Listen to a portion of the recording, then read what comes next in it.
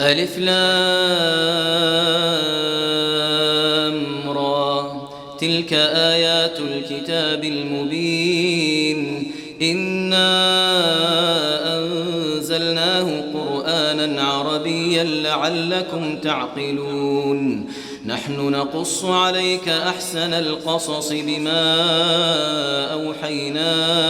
إليك هذا القرآن وإن كنت من قبله لمن الغافلين إذ قال يوسف لأبيه يا أبت إني رأيت أحد عشر كوكبا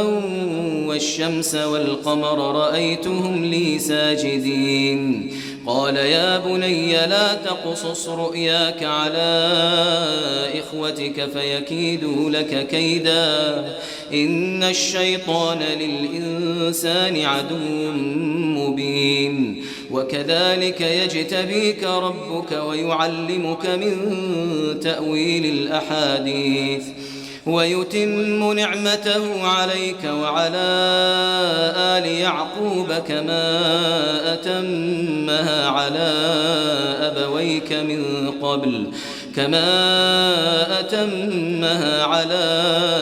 أبويك من قبل إبراهيم وإسحاق إن ربك عليم حكيم لقد كان في يوسف وإخوته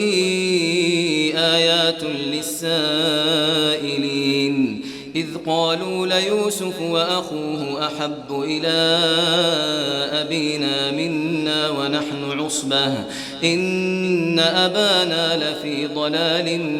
مبين اقتلوا يوسف أو اطرحوه أرضا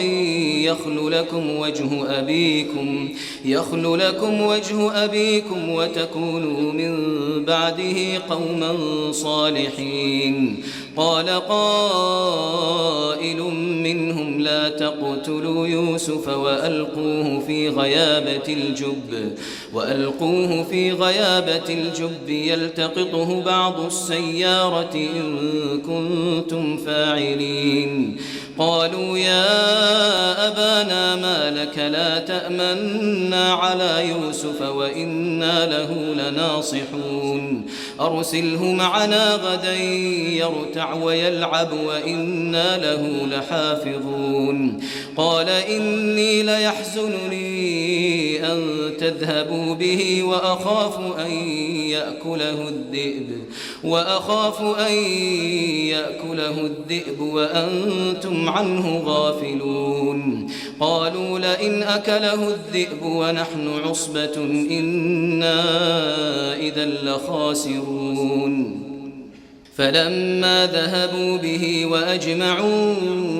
أن يجعلوه في غيابة الجب وأوحينا إليه لتنبئنهم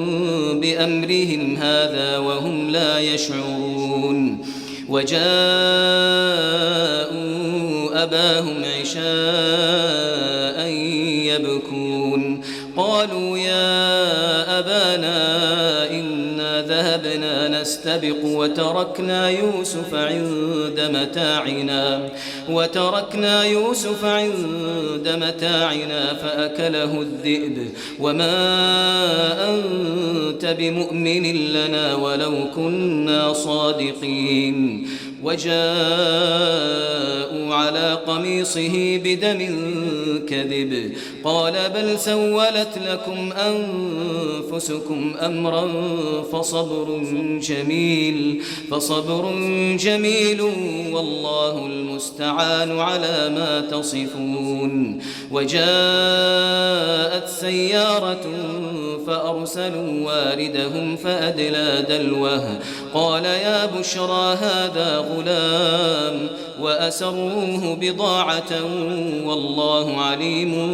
بما يعملون وشروه بثمن بخس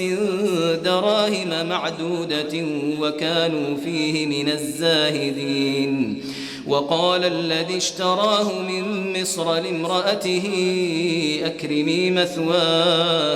أكرمي مثواه عسى أن ينفعنا أو نتخذه ولدا وكذلك مكنا ليوسف في الأرض ولنعلمه من تأويل الأحاديث والله غالب على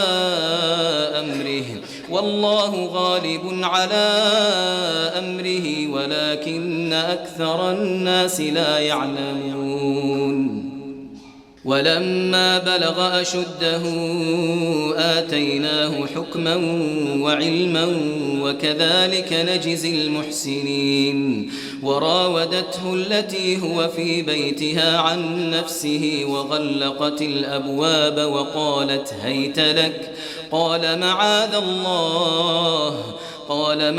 الله إنه ربي أحسن مثواي إنه لا يفلح الظالمون ولقد همت به وهم بها لولا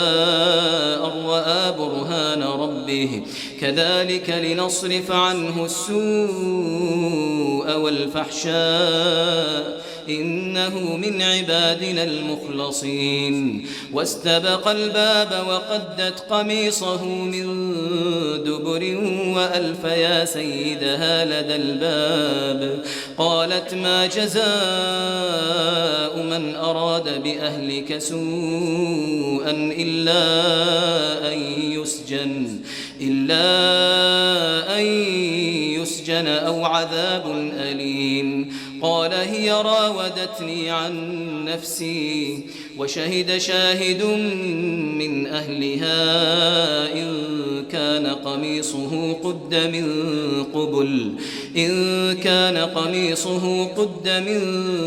قبل فصدقت وهو من الكاذبين وإن كان قميصه قد من دبر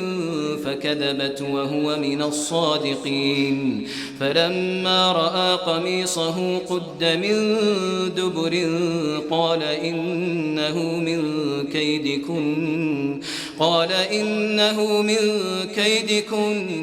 إن كيدكن عظيم يوسف أعرض عن هذا واستغفري لذنبك إنك كنت من الخاطئين وقال نسوة في المدينة امرأة العزيز تراود فتاها عن نفسه قد شغفها حبا إنا لنراها في ضلال مبين فلما سمعت بمكرهن أرسلت إليهن وأعتدت لهن متكئا وآتت كل واحدة منهن سكينا وقالت اخرج عليهن فلما رأينه أكبرنه وقطعن أيديهن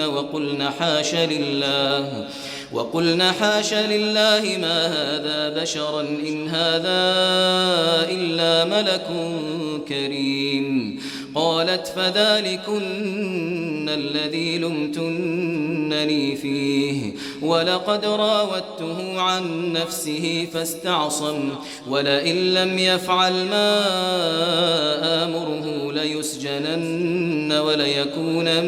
من الصاغرين قال رب السجن أحب إلي مما يدعونني إليه وإلا تصرف عني كيدهن أصب إليهن وأكن من الجاهلين فاستجاب له ربه فصرف عنه كيدهن إنه هو السميع العليم ثم بدا لهم من بعد ما رأوا الآيات ليسجننه حتى حين ودخل معه السجن فتيان قال أحدهما إني أراني أعصر خمرا وقال الآخر إني أراني أحمل فوق رأسي خبزا تأكل الطير منه نبئنا بتأويله إنا نراك من المحسنين قال لا يأتيكما طعام ترزقانه إلا نبأتكما بتأويله قبل أن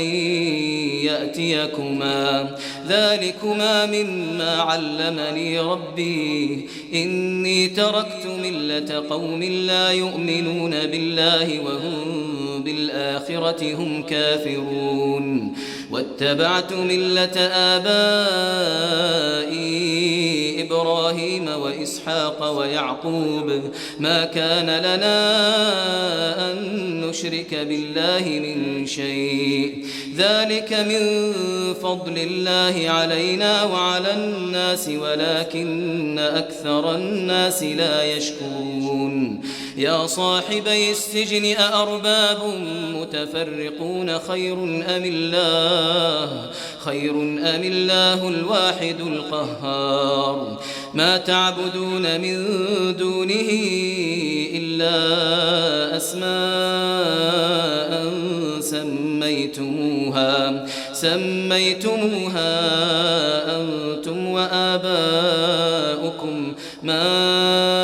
أنزل الله بها من سلطان إن الحكم إلا لله أمر ألا تعبدوا إلا إياه ذلك الدين القيم ولكن أكثر الناس لا يعلمون يا صاحبي السجن أما أحدكما فيسقي ربه خمرا وأما الآخر فيصلب فتأكل الطير من رأسه قضي الأمر الذي فيه تستفتيان وقال للذي ظن أنه ناج منهما اذكرني عند ربك فأنساه الشيطان ذكر ربه فلبث في السجن بضع سنين وقال الملك إني أرى 7 بقرات سمان يأكلهن 7 عجاف و7 سنبلات خضر وأخر يابسات يا أيها الملأ أفتوني في رؤياي إن كنتم للرؤيا تعبرون قالوا أضغاث أحلام وما نحن بتأويل الأحلام بعالمين وقال الذي نجا منهما وادكر بعد أمة أنا أنبئكم بتأويله فأرسلون يوسف أيها الصديق أفتنا في 7 بقرات سمان يأكلهن 7 عجاف و7 سنبلات خضر وأخر يابسات لعلي أرجع إلى الناس لعلهم يعلمون قال تزرعون 7 سنين دأبا فما حصدتم فذروه في سنبله إلا قليلا مما تأكلون ثم يأتي من بعد ذلك 7 شداد يأكلن ما قدمتم لهن إلا قليلا مما تحصنون ثم يأتي من بعد ذلك عام فيه يغاث الناس وفيه يعصرون وقال الملك ائتوني به فلما جاءه الرسول قال ارجع إلى ربك فاسأله ما بال النسوة اللاتي قطعن أيديهن إن ربي بكيدهن عليم قال ما خطبكن إذ راوتن يوسف عن نفسه قلنا حاش لله ما علمنا عليه من سوء قالت امرأة العزيز الآن حصحص الحق أنا راودته عن نفسه وإنه لمن الصادقين ذلك ليعلم أني لم أخنه بالغيب وأن الله لا يهدي كيد الخائنين وما أبرئ نفسي إن النفس لأمارة بالسوء إلا ما رحم ربي إن ربي غفور رحيم وقال الملك ائتوني به أستخلصه لنفسي فلما كلمه قال إنك اليوم لدينا مكين أمين قال جعلني على خزائن الأرض إني حفيظ عليم وكذلك مكنا ليوسف في الأرض يتبوأ منها حيث يشاء نصيب برحمتنا من نشاء ولا نضيع أجر المحسنين ولأجر الآخرة خير للذين آمنوا وكانوا يتقون وجاء إخوة يوسف فدخلوا عليه فعرفهم وهم له منكرون ولما جهزهم بجهازهم قال ائتوني بأخ لكم من أبيكم ألا ترون أني أوفي الكيل وأنا خير المنزلين فإن لم تأتوني به فلا كيل لكم عندي ولا تقربون قالوا سنراود عنه أباه وإنا لفاعلون وقال لفتيانه جعلوا بضاعتهم في رحالهم لعلهم يعرفونها إذا انقلبوا إلى أهلهم لعلهم يرجعون فلما رجعوا إلى أبيهم قالوا يا أبانا منع منا الكيل فأرسل معنا أخانا نكتل وإنا له لحافظون قال هل آمنكم عليه إلا كما أمنتكم على أخيه من قبل فالله خير حافظا وهو أرحم الراحمين ولما فتحوا متاعهم وجدوا بضاعتهم ردت إليهم قالوا يا أبانا ما نبغي هذه بضاعتنا ردت إلينا ونمير أهلنا ونحفظ أخانا ونزداد كيل بعير ذلك كيل يسير قال لن أرسله معكم حتى تؤتون موثقا من الله لتأتونني به إلا أن يحاط بكم فلما آتوه موثقهم قال الله على ما نقول وكيل وقال يا بني لا تدخلوا من باب واحد وادخلوا من أبواب متفرقة وما أغني عنكم من الله من شيء إن الحكم إلا لله عليه توكلت وعليه فليتوكل المتوكلون ولما دخلوا من حيث أمرهم أبوهم ما كان يغني عنهم من الله من شيء إلا حاجة في نفس يعقوب قضاها وإنه لذو علم لما علمناه ولكن أكثر الناس لا يعلمون ولما دخلوا على يوسف آوى إليه أخاه قال إني إني أنا أخوك فلا تبتئس بما كانوا يعملون فلما جهزهم بجهازهم جعل السقاية في رحل أخيه ثم أذن مؤذن أيتها العير إنكم لسارقون قالوا وأقبلوا عليهم ماذا تفقدون قالوا نفقد صواع الملك ولمن جاء به حمل بعير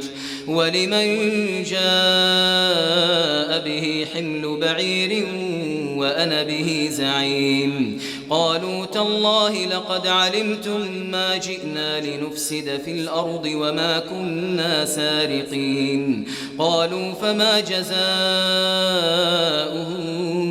إن كنتم كاذبين قالوا جزاؤه من وجد في رحله فهو جزاؤه كذلك نجزي الظالمين فبدأ بأوعيتهم قبل وعاء أخيه ثم استخرجها من وعاء أخيه كذلك كدنا ليوسف ما كان ليأخذ أخاه في دين الملك إلا أن يشاء الله نرفع درجات من نشاء وفوق كل ذي علم عليم قالوا إن يسرق فقد سرق أخ له من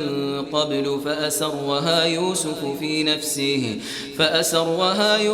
في نفسه ولم يبدها لهم قال أنتم شر مكانا والله أعلم بما تصفون قالوا يا أيها العزيز إن له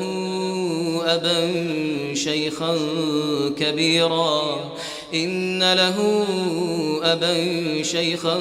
كبيرا فخذ أحدنا مكانه إنا نراك من المحسنين قال معاذ الله أن نأخذ إلا من وجدنا متاعنا عنده إنا إذا لظالمون فلما استيئسوا منه خلصوا نجيا قال كبيرهم ألم تعلموا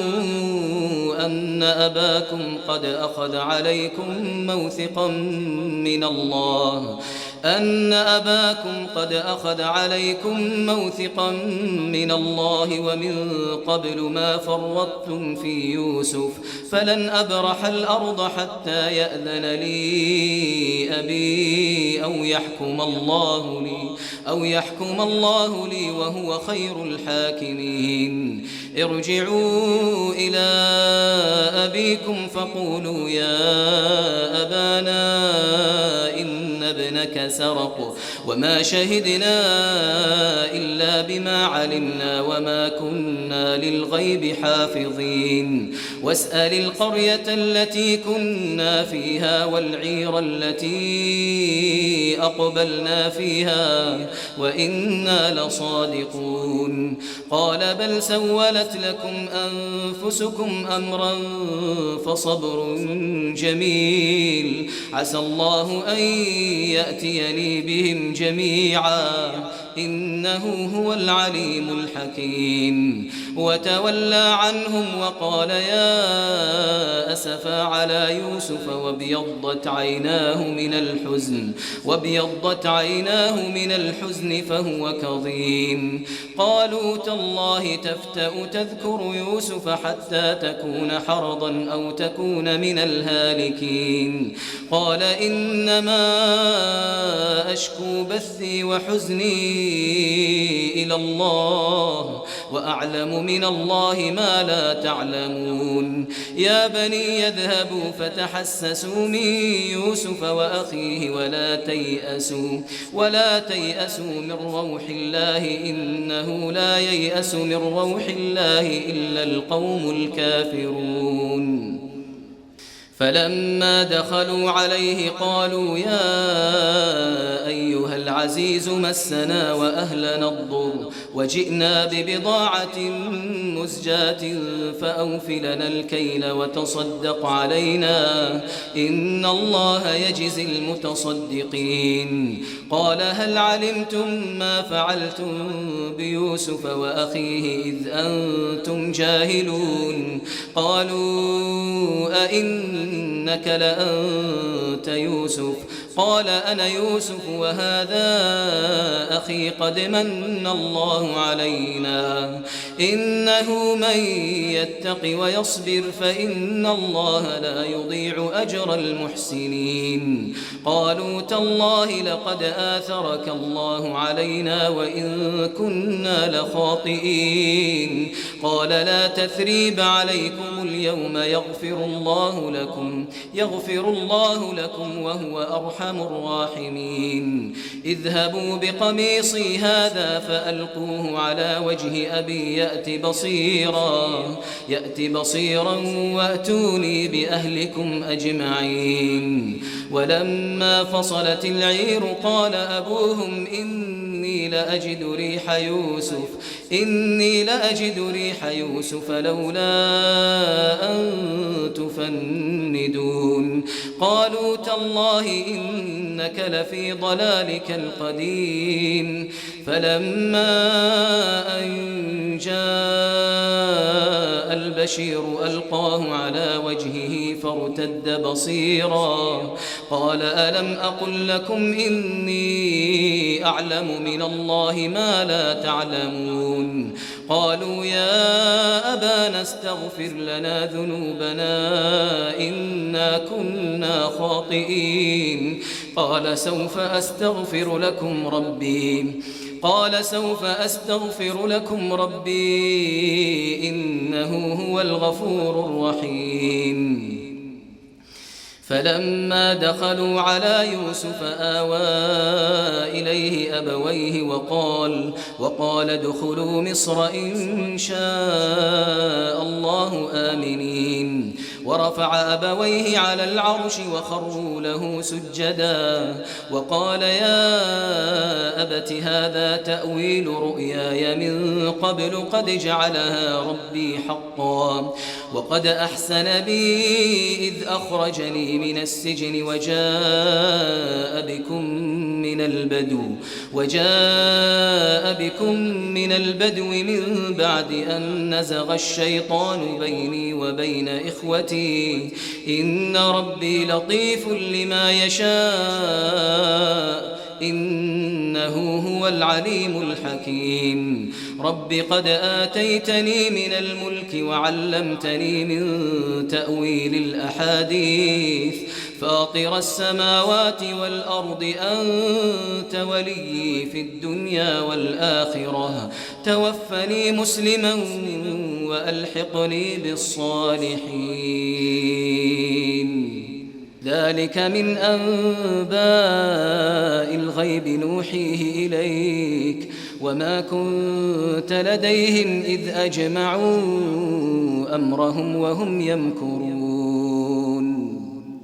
وما أكثر الناس ولو حرصت بمؤمنين وما تسألهم عليه من أجر إن هو إلا ذكر للعالمين وكأي من آية في السماوات والأرض يمرون عليها وهم عنها معرضون وما يؤمن أكثرهم بالله إلا وهم مشركون أفأمنوا أن تأتيهم غاشية من عذاب الله أو تأتيهم الساعة بغتة وهم لا يشعرون قل هذه سبيلي أدعو إلى الله على بصيرة أنا ومن اتبعني وسبحان الله وما أنا من المشركين وما أرسلنا من قبلك إلا رجالا نوحي إليهم من أهل القرى أفلم يسيروا في الأرض فينظروا كيف كان عاقبة الذين من قبلهم ولدار الآخرة خير للذين اتقوا أفلا تعقلون حتى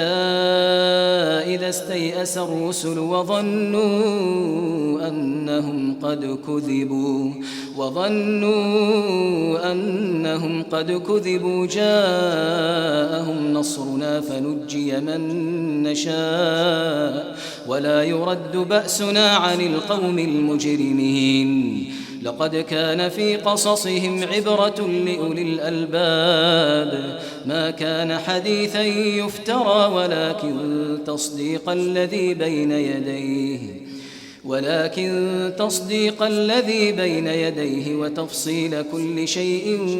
وهدى ورحمة لقوم يؤمنون.